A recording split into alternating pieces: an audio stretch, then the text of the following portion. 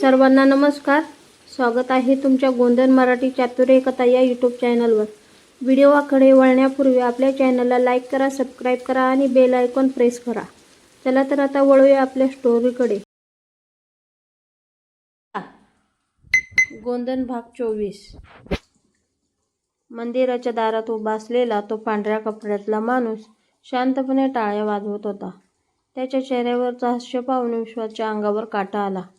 त्याच्या डोळ्यात भीती नव्हती, उलट एक विचित्र आत्मविश्वास होता. जणू या क्षणाची तो अनेक वर्षापासून वाटच पाहत होता. मंदिरात फक्त दिव्यांची मंद ज्योत लुकलुकत होती. बाहेर पावसाचे थेंब दगडावर, पायऱ्यांवर पडत होते आणि त्या वातावरणात प्रत्येक श्वास जड वाटत होता.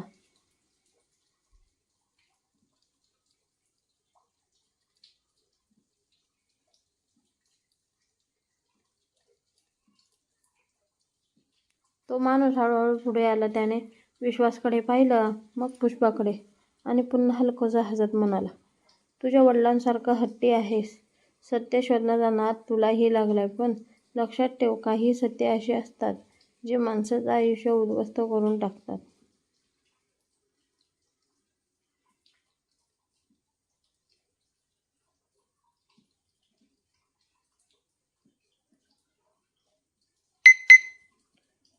विश्वासने रागाने विचारलं, तू कोण आहेस?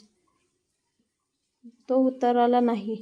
त्याने फक्त खिशातून एक जुनं घड्याळ काढलं. तेच घड्याळ जे विश्वासने लहानपणी आपल्या वडिलांच्या हातात पाहिलं होतं.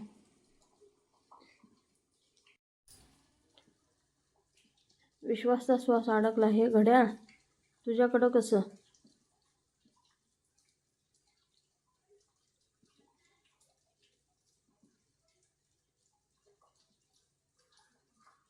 त्या माणसाने घड्याळावरून हात फिरवला. कारण तुझ्या वडिलांच्या शेवटच्या क्षणी मी तिथे होतो. हे ऐकताच पुष्पा आणि दामोदर एकमेकांकडे पाहू लागले.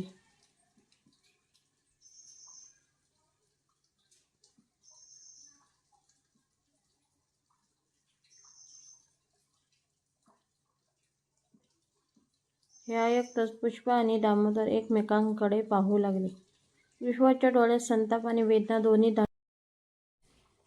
दाटून आल्या. तो पुढे सरसावला. माझ्या बाबांना कोणी मारलं? उत्तर दे. तो माणूस पुन्हा हसला. उत्तर मिळेल, पण आज नाही. अजून तुझी परीक्षा बाकी आहे. असं म्हणतात त्याने खिशातून एक लहानसा लिफाफा काढला.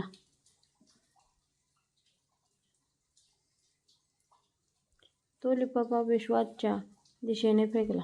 विश्वासने तो उचलला. आता एक जुना फोटो होता. त्या फोटोमध्ये त्याचे वडील, त्याची आई आणि त्यांच्या मधोमध 4-5 वर्षांचा लहान विश्वास हसत उभा होता.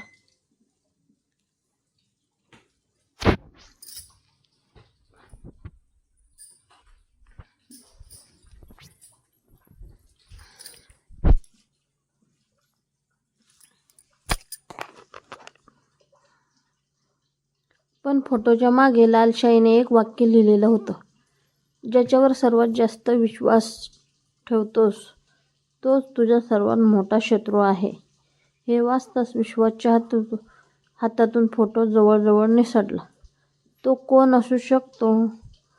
दामोदर, गणू की अजून कोणी? सगळ्यांच्या मनात संशयाचं वादळ उठलं. तेवढ्यात बाहेर विजांचा प्रचंड कडकडाट झाला.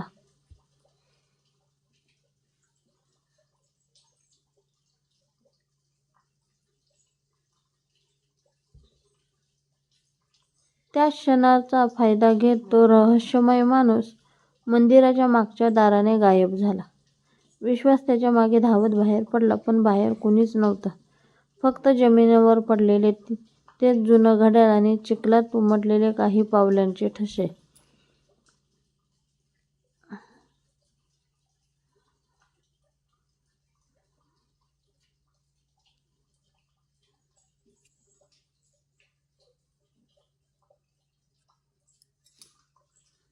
दामोदरने ते ठसे पाहिले.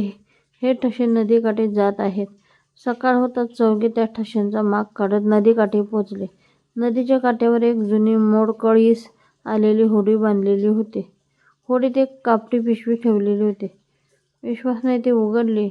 त्यात काही जुने कागदपत्र, सोन्याचं छोटंसं लॉकेट आणि एक चिठ्ठी होती. चिठ्ठीवर लिहिलं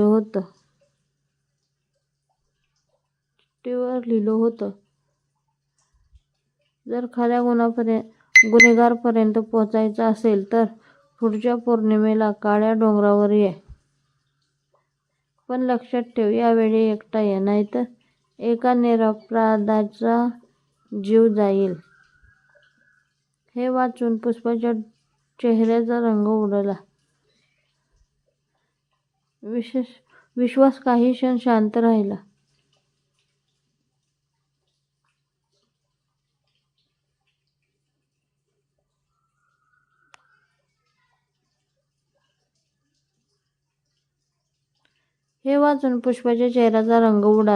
विश्वास, हा सापळा असू शकतो. विश्वास काही क्षण शांत राहिला. मग त्याने चिठ्ठी दुमडून खिशात ठेवली. सापळा असला तरी जाईन, कारण आता मागे फिरणे शक्य नाही. पुष्पाने त्याचा हात घट्ट पकडला. मग मीही तुझ्यासोबत येणार. विश्वास तिच्याकडे पाहून हसला. यावेळी मला एकट्यालाच जावे लागेल, पण मी परत येईन तुझ्यासाठी, आपल्या प्रेमासाठी. पुष्पाच्या डोळ्यात अश्रू तरळले. तिने त्याला मिठी मारली. त्याच क्षणी दोघांनाही जाणवत होतं की पुढचा प्रवास त्यांच्या आयुष्यातील सर्वात कठीण प्रवास असणार आहे. आणि दूरवर डोंगराच्या माथ्यावर कुणीतरी दुर्बिणीतून त्यांच्याकडे पाहत होतं.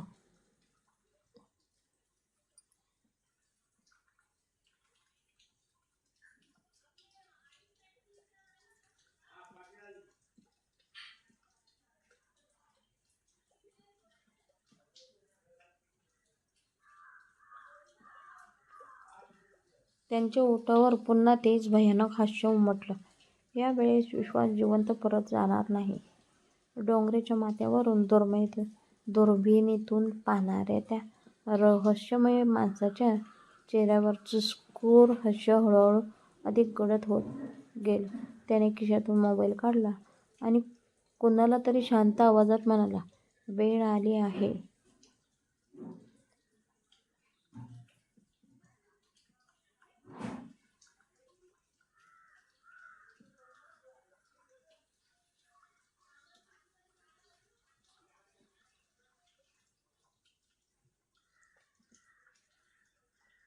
अनेक वर्षांपूर्वी आपण पाहिलेलं काम आता पूर्ण करायचं आहे. यावेळी कोणतीही चूक होता कामा नये. एवढं बोलून त्याने फोन बंद केला आणि दाट धुक्यात अदृश्य झाला. दुसरीकडे नदीकिनारी उभा असलेला विश्वास त्या चिठ्ठीकडे पुन्हा पुन्हा पाहत होता. प्रत्येक शब्द त्याच्या मनात खोलवर रुतत होता. त्याला स्पष्ट जाणवत होतं की शत्रू आता त्याला घाबरत नव्हता, उलट मुद्दाम त्याला स्वतःकडे खेचत होता. पण का? त्याच्या वडिलांच्या मृत्यूमागचं रहस्य इतकं मोठं होतं की त्यासाठी आजही लोकांचे जीव घेतले जात होते. त्याने कापडी पिशवीतील सोन्याचं लॉकेट हातात घेतलं. त्या लॉकेटवर अतिशय बारकाईने कोरलेलं एक चिन्ह होतं. ते चिन्ह त्याने याआधी कुठेतरी पाहिलं होतं, पण आठवत नव्हतं. पुष्पाने लॉकेटकडे पाहिलं आणि अचानक तिच्या चेहऱ्याचा रंग बदलला. ती काही क्षण काहीच बोलली नाही. विश्वासने तिच्याकडे प्रश्नार्थक नजरेने पाहिलं.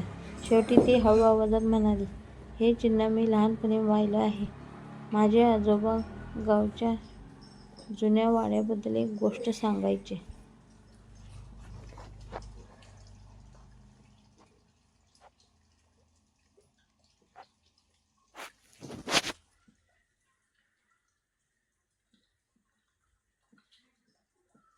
त्या वाड्यात राहणाऱ्या घराण्याच्या प्रत्येक वस्तूवर हेच चिन्ह असायचं. पण एके रात्री अचानक त्या घराण्यातील सगळे लोक गायब झाले आणि दुसऱ्या दिवशी गावभर फक्त एकच अफवा पसरली, त्या वाड्यावर शाप आहे. तिचं बोलणं ऐकताच दामोदर आणि गणू एकमेकांकडे पाहू लागले. विश्वासच्या मनात मात्र नवीन प्रश्न उभे राहिले. जर या लॉकेटचा त्या जुन्या घराण्याशी संबंध असेल, तर त्यांच्या वडिलांचं त्याच्याशी नातं काय होतं? आणि त्या रहस्यमय माणसाला हे सगळं कसं माहीत होतं?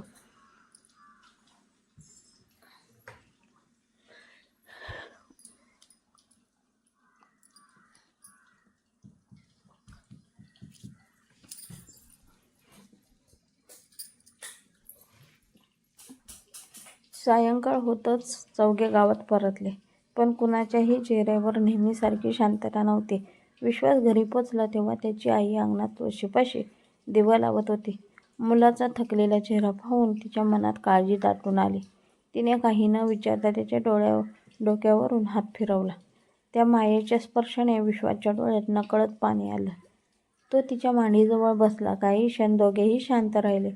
मग आई हळू आवाजात म्हणाली, तुझ्या बाबांनी शेवटच्या दिवशी मला एक गोष्ट सांगितली होती.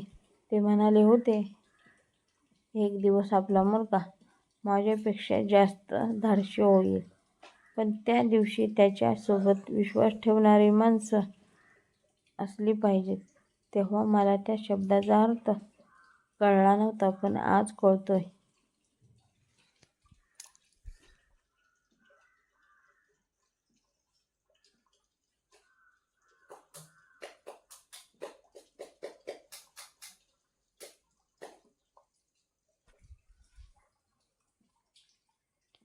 हे ऐकताच विश्वासने आईचा हात घट्ट धरला. त्याने ठरवलं की काहीही झालं तरी आता सत्य बाहेर आणायचंच. त्याच वेळी घराच्या दारावर टकटक झाली. गणू धापा टाकत आत आला. त्याच्या हातात एक जुना नकाशा होता. विश्वास, तो घाईघाईने म्हणाला, हा नकाशा मला नदीकिनारी होडीतल्या पिशवीच्या तळाशी सापडला. बघ, यात काळ्या डोंगराकडे जाणारा एक गुप्त रस्ता दाखवलेला आहे. पण त्या रस्त्याच्या शेवटी लाल शाईने फक्त 2 शब्द लिहिलेले आहेत, मृत्यूची दरी. त्या 2 शब्दांनी घरात पुन्हा एकदा भयानक शांतता पसरली.